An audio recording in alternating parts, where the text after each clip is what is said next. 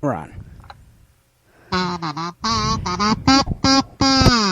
Live from wherever it's Jada Man presents the Russell Anime Host starring Jada Man and State of X and Backstage. Tonight, we've got the Zap to It, Toonami Preview, plus we got the Wrestling Report and whatever else we got into 30 minutes or more or less. And now, here are your hosts, the dandiest man at the 11 o'clock hour or whenever you're listening to this for real, Jada Man and Steve, the Baxman Backstage.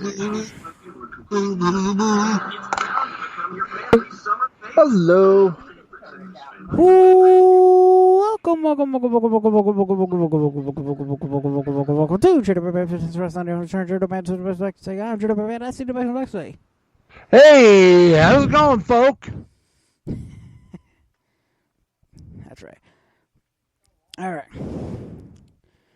Now, here's some Toonami news. The dub for George's Bizarre Adventure, Golden Wind, or whatever, still has not caught up with what Toonami needs to air over the next couple of weeks. So, instead of that, we will be getting Season 2 of Ball Masters. And also, I guess Samurai Jack is now back on Toonami because last week they had specially made bumps for it and everything. So, I guess we have a sudden extension. Right out of nowhere. How about that?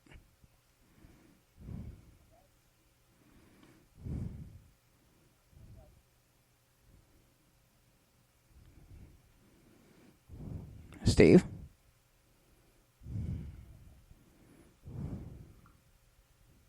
Steve?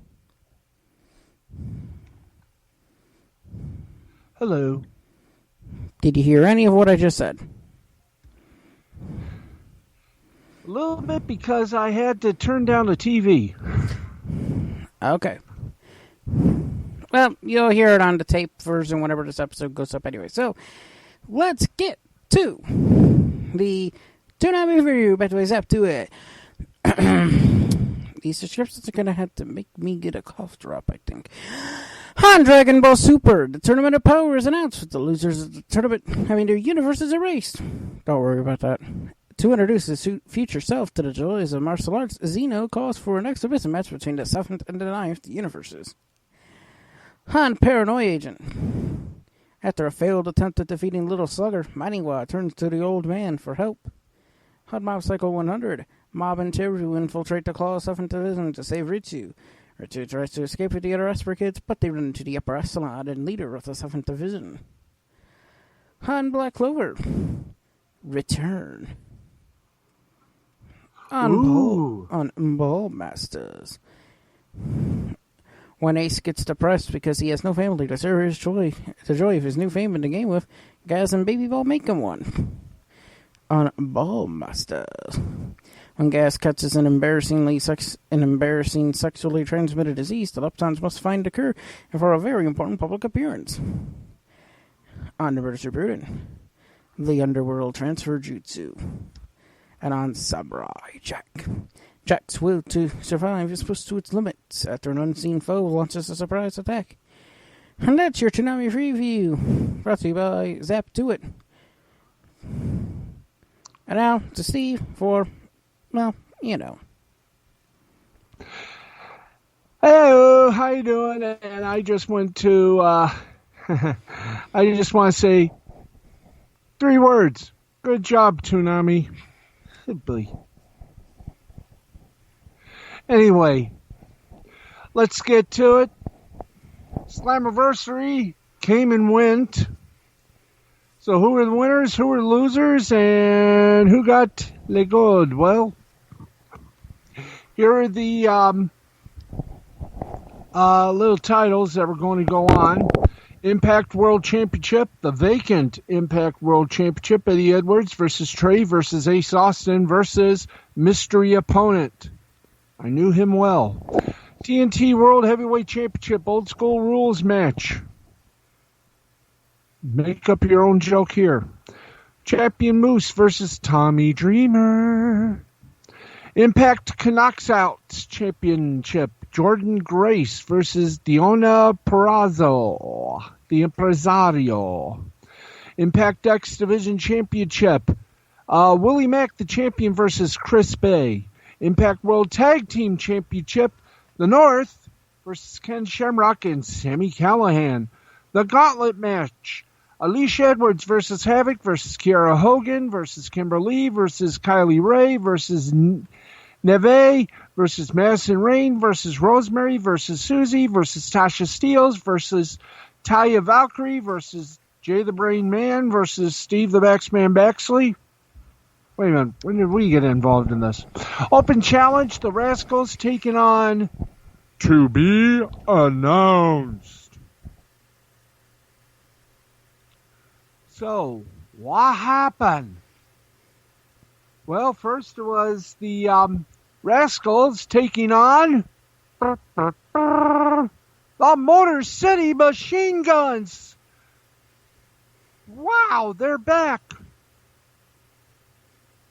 Crazy, isn't it? Yes, it was. And it went back and forth, and your winners were the Motor City Machine Guns. Then we had Moose versus Tommy Dreamer, the TNA World Heavyweight Championship Old School Rules. And the winner of that match was Moose. Cool, isn't it? Tasha Steele and Kylie Ray kicked things off with the Knockouts Gauntlets match. Then every 2 minutes, a new knockout would make their way to the ring. Talia Valkyrie's music hit, but Johnny Bravo coming out. Oh, mama. Oh, mama. Oh, mama. No, not that Johnny Bravo. Oh, mama. No, it's John letter E Bravo. In other words, they had to do something, otherwise, well, Warner Media would sue their asses. Oh, mama. Followed by Kimberly going in. Then Kiera Hogan made her way to the ring. Then Tasha Steele was eliminated. Katie Forbes is in. Madison Rain is in. Havoc is in. And they're letting Talia Valkyrie in. Aisha Edwards is in. Neva is in. Rosemary is in. Bravo eliminated Havoc. Madison Rain and Alicia Edwards were also eliminated. Kimberly was eliminated. Rosemary was eliminated. She was eliminated when she signed the deal. Anyway, the winner of the gauntlet match was Kylie Ray. And you'll never guess who came in afterwards. Heath Slater grabbed the microphone and headed to the ring. He's a free agent now, and he's looking for a fight. Rohit Raju answered the call, but first he tells Slater that someone like him has had to wait a long time for his shot. Slater doesn't listen and just knocked Raju out. Willie Mack in the X Division Championship versus Chris Bay. And this is how far Anthem's gone with Impact Wrestling. Chris Bay wins. Not bad. The North in the Tag Team Champions. The North took on Sami Callihan and Ken Shamrock, the Sonny and Cher of Pro Wrestling. And the North won. We have Jordan Grace champion for the... for her championship versus Deonna Purrazzo, the Impact Knockouts Championship, that is. Ladies and gentlemen, this went beyond and before.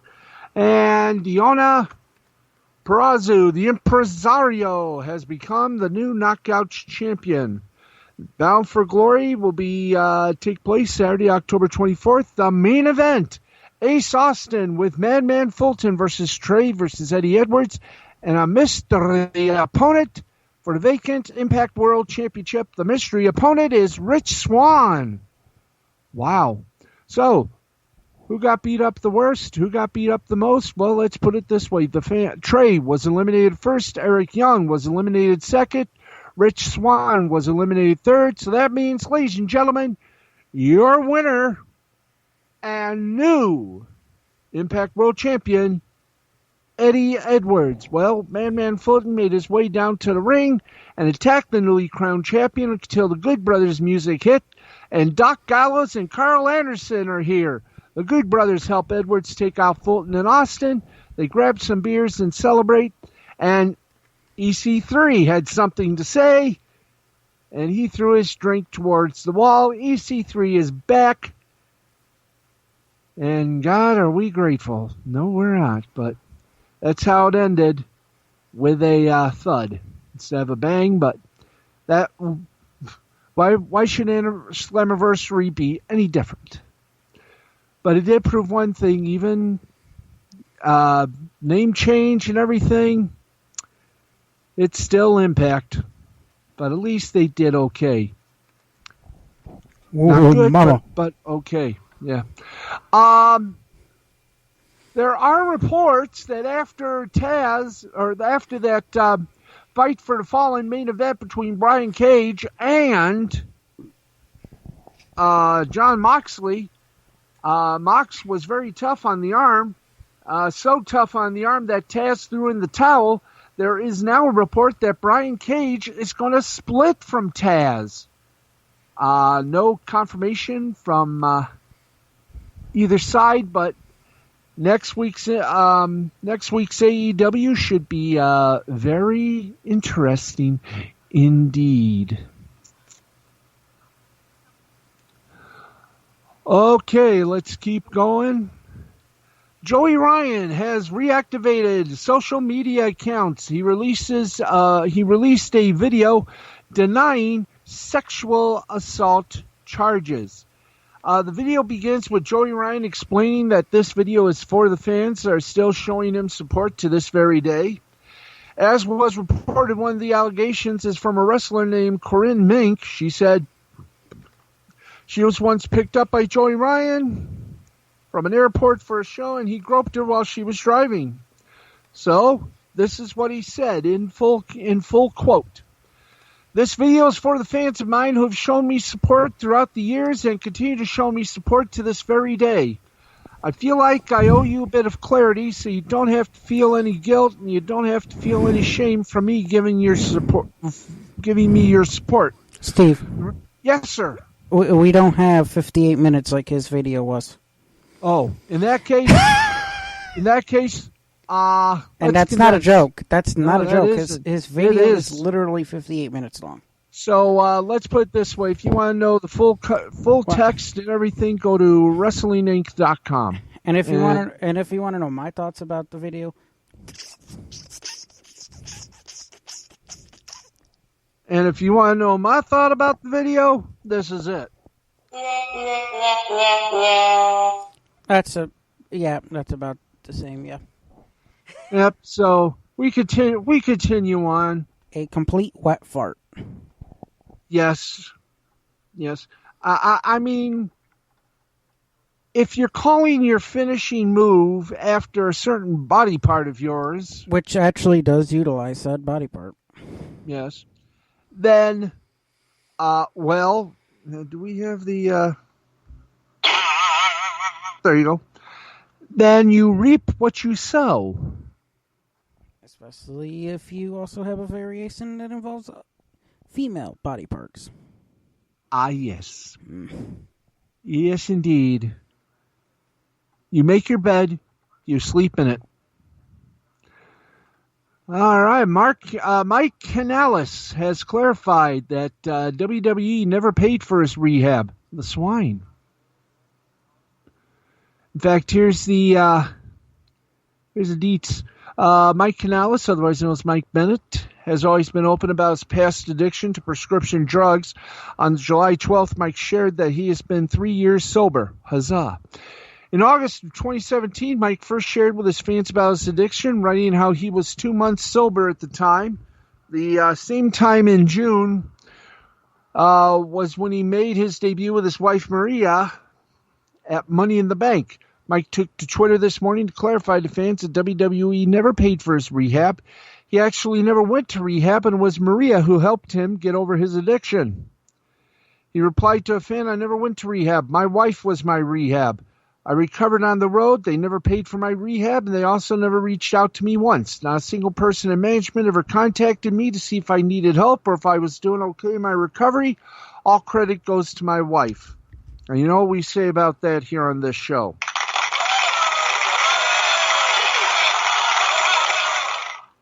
There you go. Mike and Maria will be featured on the ROH Strong podcast this upcoming Monday. The two will be talking about WWE releasing them 2 months after the birth of their second child, working together in Ring of Honor, and what their future holds. So we're proud of them. We're proud of them in many ways. Also in the wrestling fandango that is life, Tegan Knox is known in WWE's NXT as the girl with the shiniest wizard. But it's easy to see why courageous is appropriate to describe her as well. With over 205,000 people following her Instagram account, Knox revealed that she was in a relationship with another woman named Sierra St. Pierre. Knox sat down with Newsweek. Are they still relevant? To discuss this aftermath of coming out as a lesbian online. And if you want to read that, go to WrestlingInc.com. Knox said she had conversations with fellow LGBTQ plus members of the WWE, Sonya Deville, prior to coming out. Deville has experience dealing with both positive and negative reactions from fans since she came out during WWE Tough Enough Season 6. Tegan hopes that WWE is building toward an Evolution 2 event. She was not on the card for the first and would like a chance to perform at the rumored sequel. Tegan is longing for a match with WWE veteran Molly Holly. She said she's even willing to lose her hair in a match, similar to how Molly was forced to have her head shaved at WrestleMania 20. So there you go. And that's scale. Let's give you a little bit of. Let's go for a little bit of entertainment news and give you the 411 and everything. Netflix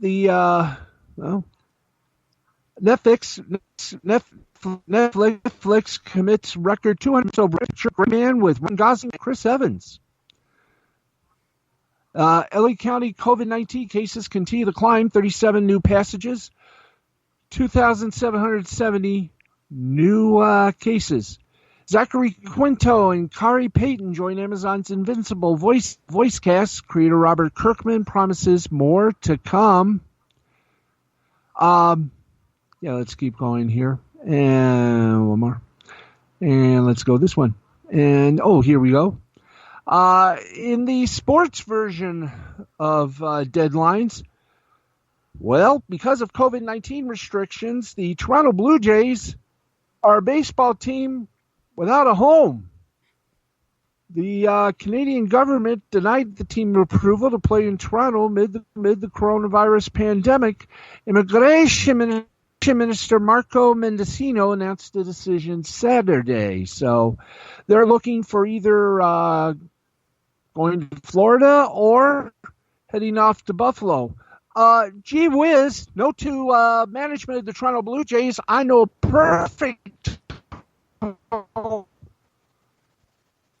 And in your farm team market, a team in the Midwest League, and by God, we know them well. It's at Cooley Law School Stadium in the beautiful city of Lansing, Michigan. So come to Lansing. Let's see you. HGTV is bringing back Christina on the Coast for a third season, but has 6 new episodes next month. The broadcast starring Christina Onstead. The series spotlights her personal and professional journey as she juggles family life, her design business, and expanding her brand. And some sad news, and for those of you who remember a show called Attack on Titan, and Kimi ni Todoke, we do have to make this announcement. It is sad, but it is one that we are, as Howard Cosell would say, duty-bound to inform you. Actor Haruma Miura, one of Japan's top film and television stars, passed away at age 30 after being found unresponsive at his Minato Ward home in Tokyo. His manager found Miura when he came to his home to check on the star, who did not show up for work. News reports say he was rushed to hospital but was declared dead on arrival. Miura debuted in Japanese film at age 7, appearing in the drama Agri in 1997. He was the founder of the band Brats with his fellow classmates, but the group went on hiatus in 2005. From there, Miura earned the Sponichi Grand Prix Newcomer Award at the Mainichi Film Awards in 2009 for his role in Naoko. He also won the Newcomer Award at the 31st Japan Academy Awards for that role. Miura appeared in several Japanese TV dramas, doing supporting roles in Binbo Danshi and Gokuzan before being cast as the lead in Bloody Monday opposite Takiro Sato. In 2009, he starred opposite Shun Ogre in Crows Zero 2, the sequel to the action flick Crows Zero. The actor then landed the lead role in the live-action adaptation of manga's Kimi ni Todoke. Miura also took on the title role of Eren in the 2-part live-action adaptation of Attack on Titan. In his final Instagram post 3 days before his passage, Miura encouraged fans to watch his next drama, Love Will Begin When Money Ends, which will air in September. He will also appear in the upcoming Brave Gunjoyo Senkai, which will be released in 2021. Brief headlines. NASCAR Bubba Wallace booed crashes as Confederate flags fly in and around the racetrack. Lovely. Ugh. Charlize Theron Netflix movie The Old Guard headed to 72 million households to rank among the streamer's top 10 most popular picks. Nick Cannon's syndicated talk show has been pushed way back following his anti-Semitic comments. Lionsgate, as does Fox, stand by the comedian. Of course, Fox has him as host of The Masked Singer. I didn't even know it was going to be a thing. So.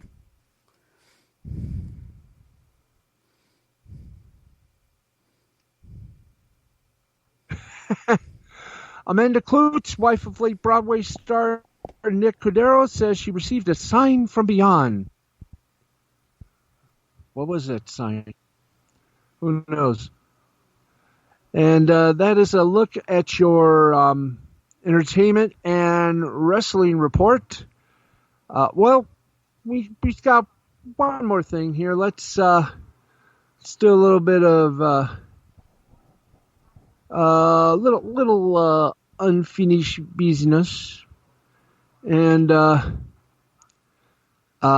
is one more little bit of wrestling news, so we can end this on a good note.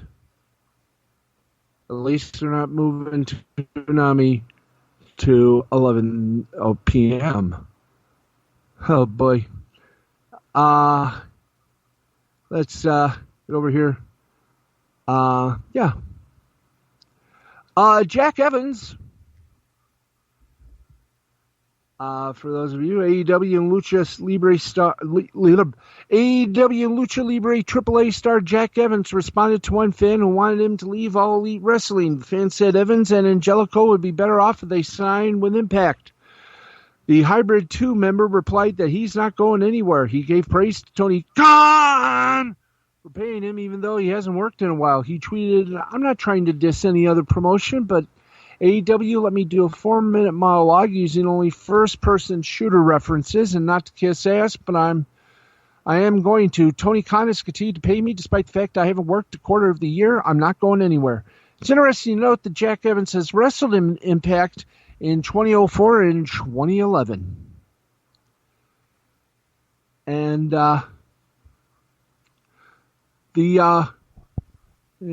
let's go for one more and do what we did on Friday.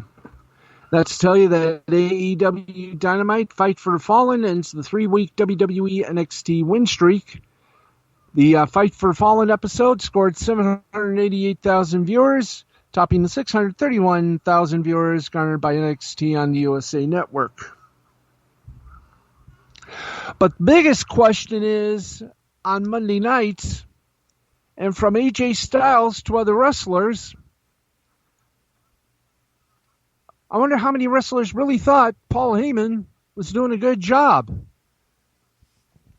I mean, after all the complaints from AJ Styles, among others, sort of painted Paul Heyman as somewhat of a demon in one view. Was he unliked, or was that just a shoot? We'll never know, but you never know either. Anyway, one more report before we officially call it a little bit of a night of nights. And let's get over to let's do this. Get you all the latest news. Former WWE star competes for Impact World title at Slammiversary. Of course, they talk about Eric Young. Roman Reigns shows that he's getting stronger and building muscle in a new workout video. Hardcore Holly, Devon Dudley, and more announced for a special edition of WWE's The Bump. And Keke Palmer, who since the pandemic has been out of work since her GMA3 Strahan, Kiki, and Sarah has been replaced by the daily COVID-19 special reports on ABC, wants to play WWE star Naomi in a movie. Not bad.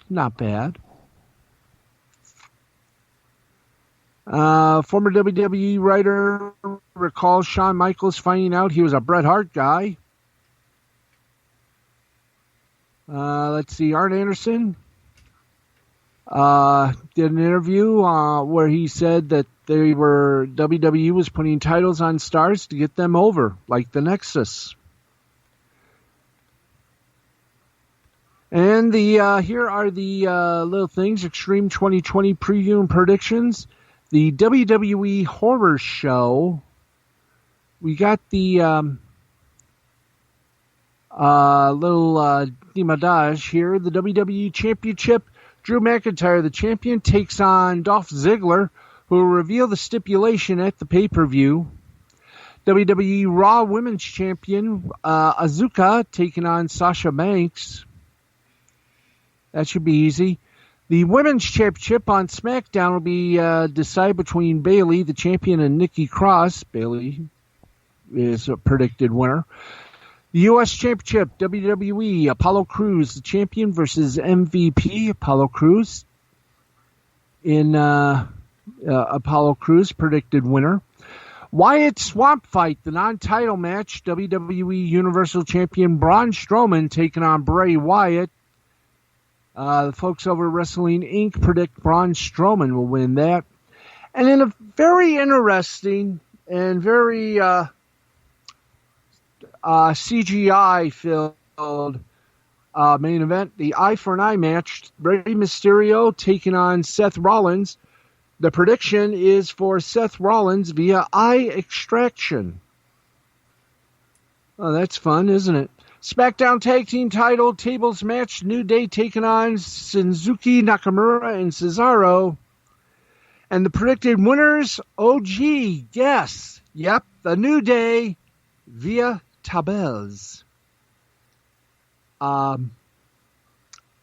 We'll just see about that. The horror show at Extreme Rules 2020, I do believe, is next week. That should be fun, shouldn't it? Yes, sir. And we are happy to say that Vic Joseph, who was dumped from Monday Night Raw by WWE, returned to commentary on an episode of 205 Live, along with SmackDown star Drew Gulak and Brian Saxton. Nice. Nice. He had his day in the sun, and now he's back in the background. Yerg. Okay, I think that's it for the wrestling report. So, Brain, I think we've covered everything in the free world tonight.